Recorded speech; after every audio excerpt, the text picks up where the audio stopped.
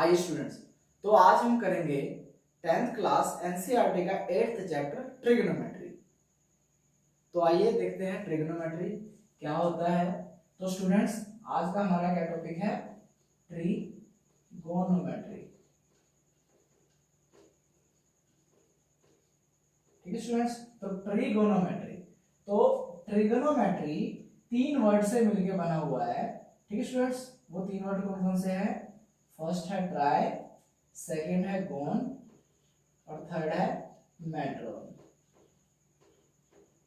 ठीक है, जिसको हिंदी में कहते हैं, ट्राई का मतलब होता है 3, गोन का मतलब होता है भुजा, ठीक है, और मेट्रोन का मतलब होता है माप। ठीक है स्टूडेंट्स, तो हम ट्रिग्नोमेट्री के अंदर क्या स्टडी करते हैं? 3 भुजा का माप, यानी हम 3 भुजाओं को कैसे मापते हैं। ठीक है, तो 3 भुजाओं को मापना हम किसके अंदर सीखते हैं? ट्रिग्नोमेट्री के अंदर। ठीक है स्टूडेंट्स, तो इंग्लिश में होता है ट्राई का 3, ठीक है, गोन का साइड्स, ठीक है, मेट्रोन का मेजर यानी मेजरमेंट या मेजर। ठीक है स्टूडेंट्स, तो ये हो गया आपका ट्रिग्नोमेट्री की डेफिनेशन। क्या होती है? जिसके अंदर हम 3 साइड्स का मेजरमेंट सीखते हैं, 3 भुजाओं को मापना सीखते हैं, उसे हम क्या कहते हैं? ट्रिग्नोमेट्री। ठीक है, ये ट्रिग्नोमेट्री के नाम से ही इसकी डेफिनेशन का पता चला है हमें। ठीक है स्टूडेंट्स, तो आइए आगे हम देखते हैं। ये होगी ट्रिग्नोमेट्री की डेफिनेशन।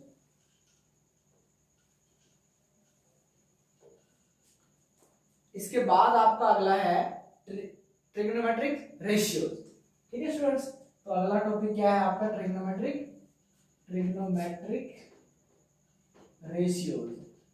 ठीक है, अगला टॉपिक क्या है आपका? Trigonometric ratio. तो देखिए, ट्रिग्नोमेट्रिक रेशियो समझने के लिए देखिए, सबसे पहली बात मैं आपको बता दूं कि ट्रिग्नोमेट्री के अंदर हम लोग हमेशा समकोण त्रिभुज का प्रयोग करते हैं। ठीक है स्टूडेंट्स, ट्रिग्नोमेट्री के अंदर हम किसका यूज करते हैं? समकोण त्रिभुज का। ठीक है, समकोण त्रिभुज होता है, इसमें एक 90 डिग्री का कोण बनता है। ठीक है, तो स्टूडेंट्स, इस चैप्टर में आपको एक वर्ड सुनने को मिलेगा, बहुत ज्यादा सुनने को मिलेगा, वह है थीटा। ठीक है स्टूडेंट, थीटा। थीटा क्या होता है? थीटा का मीनिंग होता है कोण। ठीक है, थीटा का मीनिंग क्या होता है? कोण या एंगल। ठीक है स्टूडेंट्स, कोण और इसको इंग्लिश में क्या कहते हैं? एंगल। तो आपको ये पता होना चाहिए थीटा का मीनिंग क्या होता है। ठीक है, थीटा का मीनिंग क्या होता है? एंगल। आगे देखिए, आपको ट्रिग्नोमेट्रिक, इसमें सबसे पहले तो इस त्रिभुज के आधार, लंब और कर्ण से आपको वाकिफ करा दूं, यानी आधार, लंब और कर्ण क्या क्या होते हैं। ठीक है स्टूडेंट्स, तो सबसे पहला है आपका जो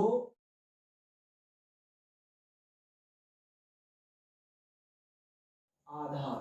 ठीक है स्टूडेंट्स, तो त्रिभुज का आधार कैसे पता लगाएंगे हम? देखिए, हमेशा जो ये थीटा, जो आपको मैंने बताया थीटा, जो ये थीटा जो है वो जिस भी पॉइंट पे होगी, मान लो अगर थीटा की वैल्यू ए पे है, तो अगर थीटा की वैल्यू ए पे है तो जिस लाइन पे थीटा है, थीटा किस लाइन पे है?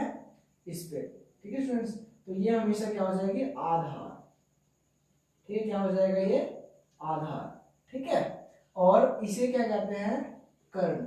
ठीक है, कर्ण इस त्रिभुज की सबसे बड़ी रेखा होती है। ठीक है स्टूडेंट्स, अगर इन दोनों रेखा को जोड़ दिया जाए तो एक कर्ण प्राप्त होता है। ठीक है, तो आपने आधार को कैसे पता लगाया? देखिए, कर्ण तो हमेशा फिक्स रहेगा, आपको अलग से दिख जाएगा कि ये कर्ण है। ठीक है, लेकिन आधार और लंब का कैसे पता लगाएंगे? देखिए, थीटा को देखकर, यानी अगर थीटा की वैल्यू पॉइंट ए पे है, तो पॉइंट ए पे है तो ये किस लाइन पे आ रहा है आपका? इस पे। ठीक है, तो ये क्या हो जाएगा आपका? आधार। ठीक है, कर्ण किसी कंडीशन में चेंज नहीं होगा, कर्ण यहीं पे रहेगा। अगला टॉपिक देखिए, अगर मैं एक और त्रिभुज बना दूं सेम बिल्कुल ऐसा ही, ठीक है, सॉरी नीचे बना देता हूं इधर। ठीक है, आइए देखिए, अगर मैं एक और त्रिभुज बना दूं, सेम टू सेम ऐसा ही त्रिभुज बना दूं अगर मैं, ठीक है, ए बी और सी। ठीक है, देखिए इसमें मैंने लंब नहीं बताया आपको। देखिए, जिस भी लाइन पे थीटा है वो हमेशा क्या हो जाएगा? आधार, और इस लाइन के सामने, यानी जो थीटा के सामने वाली लाइन है वो हमेशा क्या हो जाएगी, लंब। ठीक है स्टूडेंट्स, आधार को हमेशा हम बी से डिनोट करते हैं और लंब को हमेशा हम पी से डिनोट करते हैं और कर्ण को हमेशा हम एच से डिनोट करते हैं। क्यों? क्योंकि आधार को इंग्लिश में बेस कहा जाता है, ठीक है, लंब को इंग्लिश में परपेंडिकुलर कहा जाता है और कर्ण को इंग्लिश में हाइपोटेन्यूज कहा जाता है। ठीक है स्टूडेंट्स, तो देखिए एक टॉपिक समझ आया आपको कि अगर थीटा ए पे है तो ए भी क्या हो गया, आधार हो गया, और थीटा के सामने वाला क्या हो गया, लंब। अब मैं कहता हूं कि थीटा सी पे है तो कर्ण तो चेंज नहीं होगा, ये हाइपोटेन्यूज तो हाइपोटेन्यूज ही रहेगा। ठीक है, कर्ण किसी भी कंडीशन में चेंज नहीं हो सकता। तो इसमें अगर थीटा यहाँ आ गई तो आधार क्या हो जाएगा, देखो कर्ण तो ये है और इस लाइन पे ये थीटा है, तो ये लाइन क्या हो जाएगी आपकी, आधार यानी बेस, और इसके ठीक सामने वाली कौन सी लाइन है, ये वाली लाइन। ठीक है, तो ये वाली लाइन क्या हो जाएगी आपकी, परपेंडिकुलर। ठीक है, जिसे हम लंब कहते हैं। ठीक है, तो ये होगी बेस, परपेंडिकुलर और हाइपोटेन्यूज कैसे पता लगाते हैं। देखिए हाइपोटेन्यूज और परपेंडिकुलर, हाइपोटेन्यूज तो आपका फिक्स होता है कि यही होगा, हाइपोटेन्यूज आपका फिक्स है, लेकिन आधा बेस और परपेंडिकुलर चेंज हो गया। ठीक है, हम आधार के लिए बेस यूज करते हैं, लंब के लिए परपेंडिकुलर यूज कर रहे हैं। ठीक है, तो देखिए आपका बेस क्या हो जाएगा, जिस लाइन पे थीटा होगी वो लाइन हमेशा क्या हो जाएगा, आधार यानी बेस, और थीटा के ठीक सामने वाली लाइन क्या होती है, लंब यानी परपेंडिकुलर। ठीक है स्टूडेंट्स, तो देखिए जैसे अब मान लीजिए थीटा इस पे थी, अब थीटा कहाँ आ गई, सी पे। अगर थीटा सी पे है तो मैंने क्या बताया कि जिस लाइन पे थीटा वो हमेशा बेस होती है और थीटा के सामने वाली हमेशा परपेंडिकुलर होती है, और ये हाइपोटेन्यूज कभी चेंज नहीं होता। तो ये परपेंडिकुलर और बेस पता लगाते हैं कैसे, जिस लाइन पे थीटा है वो लाइन हमेशा बेस होती है और थीटा के सामने वाली लाइन हमेशा परपेंडिकुलर। जिस लाइन पे थीटा है उस लाइन को बेस कहते हैं, उसके ठीक सामने थीटा के सामने वाली क्या होती है, परपेंडिकुलर। तो ये बेस और परपेंडिकुलर चेंज हो गया था, देखिए इस कंडीशन में अलग है, इस कंडीशन में अलग है। तो आप ऐसे पता लगा सकते हैं बेस और परपेंडिकुलर क्या होता है थीटा की वैल्यू को देखकर, यानी थीटा आपकी किस पॉइंट पे है। ठीक है, तो अगला टॉपिक है आपका ट्रिग्नोमेट्रिक रेशियो। ठीक है, तो ट्रिग्नोमेट्रिक रेशियो के लिए आपको एक ट्रायंगल बनाना पड़ेगा। ये है एक समकोण त्रिभुज, ठीक है, ए बी और सी। ठीक है, अब हम देखें थीटा कहाँ पे यूज करते हैं, ट्रिग्नोमेट्रिक रेशियो। ट्रिग्नोमेट्रिक रेशियो होते हैं आपके, साइन है सबसे पहला, इसके बाद है कोसाइन, ठीक है, इसके बाद है टेंजेंट, इसके बाद है कोसिकेंट, इसके बाद है सीकेंट, इसके बाद है कोटेंजेंट।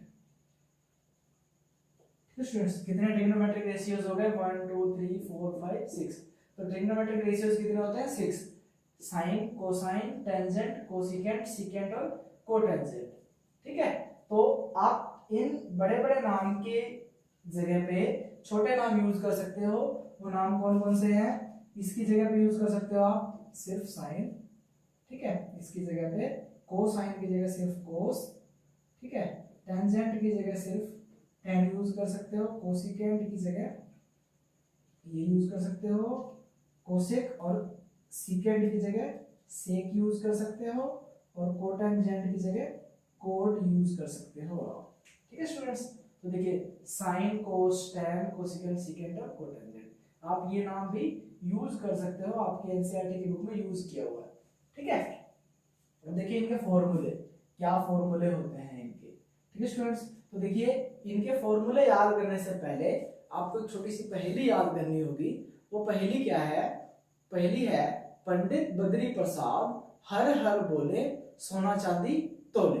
क्या है पहेली, पंडित बद्री प्रसाद हर हर बोले सोना चांदी तोले। तो देखिए कैसे होगा, देखिए क्या क्या बोला मैंने आपको, पंडित, देखिए पंडित बद्री प्रसाद हर हर बोले सोना चांदी तोले। ठीक है स्टूडेंट्स, तो क्या है, पंडित बद्री प्रसाद हर हर बोले सोना चांदी तोले। तो देखिए कैसे आपके ये फॉर्मूले सारे आएंगे। देखिए ये छोटा सा जो छोटी सी जो पहेली थी, इसी से आपको ये सारे 6 के 6 फॉर्मूले ऑटोमेटिक याद हो जाएंगे। तो देखिए कैसे होगा, ठीक है, देखिए ये है इस तरह से, ठीक है।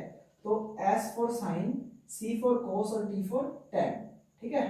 तो साइन का फॉर्मूला हो गया P बटा H, कोस का फॉर्मूला हो गया B बटा H, टेन का फॉर्मूला हो गया P बटा B, ठीक है। तो क्या फॉर्मूला हो गया, देखिए ये वाला पूरा साइन का, ये वाला पूरा कोस का और ये वाला पूरा टेन का, आपको तीन फॉर्मूले हो गए। देखिए पंडित बद्री प्रसाद हर हर बोले, सोना चांदी तोले। तो साइन का फॉर्मूला P बटा H, कोस का फॉर्मूला B बटा H, टेन का फॉर्मूला P बटा B, ठीक है। तो साइन का फॉर्मूला क्या हो गया आपका P बटा H, कोस का फॉर्मूला हो गया आपका B बटा H, टेन का फॉर्मूला क्या हो गया आपका P बटा B, ठीक है। और बाकी सब में क्या होता है, देखिए साइन का उल्टा कोसिकेंट होता है, ठीक है, कोसाइन का उल्टा सीकेंट होता है, ठीक है, और टेंजेंट का उल्टा कोटेंजेंट होता है। उल्टा का मतलब डिनोमिनेटर की जगह न्यूमरेटर और न्यूमरेटर की जगह डिनोमिनेटर, यानी अंश की जगह पे हर और हर की जगह पे अंश का प्रयोग करेंगे, ठीक है। तो आपको ये तीन फॉर्मूले इस पहले से पता चल गए, ठीक है। इसके बाद हम क्या करेंगे, कोसिकेंट किसका उल्टा होता है, साइन का। तो साइन का फॉर्मूला है P बटा H, तो इसका उल्टा का मतलब अंश की जगह पे हर और हर की जगह पे अंश, यानी P बटा H है तो उल्टा क्या हो जाएगा H बटा P। ऐसे ही कोस किसका उल्टा क्या होता है, सीकेंट, तो सीकेंट कोस का फॉर्मूला है B बटा H, तो सीकेंट का फॉर्मूला क्या हो जाएगा H बटा B। ऐसे ही tan का फॉर्मूला है P बटा B, तो कोट का फॉर्मूला क्या हो जाएगा, क्योंकि कोट tan का उल्टा होता है, तो कोट का फॉर्मूला क्या हो जाएगा B बटा P, ठीक है स्टूडेंट्स। अब देखिए आपको मैं बताता हूँ क्या क्या फॉर्मूले हैं आपके। ये फॉर्मूला यहाँ तक आपको कोई प्रॉब्लम नहीं आई हो, कि आपको यहाँ तक कोई प्रॉब्लम नहीं आ रही समझने में। तो इसके बाद देखिए क्या करेंगे हम, देखिए P की वैल्यू क्या है हमारे पास, मान लीजिए थीटा जो है, मान लीजिए थीटा का प्रयोग हम कहाँ करते हैं, sine theta, cos theta, tan theta, cosecant theta, secant theta, cotangent theta, ठीक है। तो थीटा का यूज हम यहाँ करते हैं, यहाँ पे कोई ना कोई एंगल होता है। तो मान लीजिए थीटा की वैल्यू है a, तो sine a, cos a, tan a, cosecant a, secant a, cotangent a। तो थीटा की वैल्यू कहाँ है, a पे। तो अगर थीटा a पे है तो बेस क्या हो जाएगा ये, ठीक है। हाइपोटेनस किसी कंडीशन में चेंज नहीं होता, परपेंडिकुलर क्या हो जाएगा थीटा के सामने वाला, यानी ये, ठीक है। तो अब आपको पता है कि अगर थीटा a पे है तो बेस क्या है हमारे पास, ये परपेंडिकुलर ये और हाइपोटेनस ये, तो परपेंडिकुलर अपॉन हाइपोटेनस, तो परपेंडिकुलर क्या है आपका, परपेंडिकुलर है BC, ठीक है। तो फॉर्मूला क्या होगा BC और हाइपोटेनस है आपका AC। देखिए परपेंडिकुलर है आपका BC और हाइपोटेनस है आपका AC, ठीक है। तो P upon H equal to क्या होगा BC अपॉन AC, ठीक है। ऐसे ही कोस का फॉर्मूला B अपॉन H, तो बेस क्या है आपके पास, बेस है आपका AB, ठीक है। और इसके बाद हाइपोटेनस है आपका A और C, तो हाइपोटेनस क्या हो गया AC, ठीक है, AB और AC, तो AB अपॉन AC। आगे है आपका परपेंडिकुलर अपॉन बेस, तो परपेंडिकुलर क्या है आपका BC, ठीक है। तो क्या होगा ये BC अपॉन बेस, बेस क्या है आपका AB, ठीक है। इसके बाद अगला है आपका ठीक ये तीनों का रिवर्स यानी उल्टा। तो आप रिवर्स देख लो या फिर वहां पे करके देख लो, H की वैल्यू क्या है, हाइपोटेनस की वैल्यू क्या है AC, और परपेंडिकुलर की वैल्यू है आपकी BC। ऐसे ही हाइपोटेनस की वैल्यू है आपकी AC, देख सकते हो आप AC, अपॉन बेस की वैल्यू है आपकी A और B। ऐसे ही बेस की वैल्यू है AB और परपेंडिकुलर की वैल्यू है आपकी, परपेंडिकुलर की वैल्यू है आपकी BC। तो ये हो गए आपके 6 ट्रिग्नोमेट्रिक रेशियोज के फॉर्मूले। तो फॉर्मूला क्या होगा BC upon AC, AB upon AC, BC upon AB, AC upon BC, ये फॉर्मूला हो गया P upon H, B upon H, P बटा V, H बटा B और H बटा B और B बटा P। तो ये हो गया आपके ट्रिग्नोमेट्रिक रेशियोज। तो स्टूडेंट्स अगले वीडियो लेक्चर में हम करेंगे पाइथागोरस थ्योरम, पाइथागोरस प्रमेय, और उसी के साथ हम प्रश्नावली 8.1 को स्टार्ट करेंगे, यानी एक्सरसाइज 8.1 को शुरू करेंगे। धन्यवाद।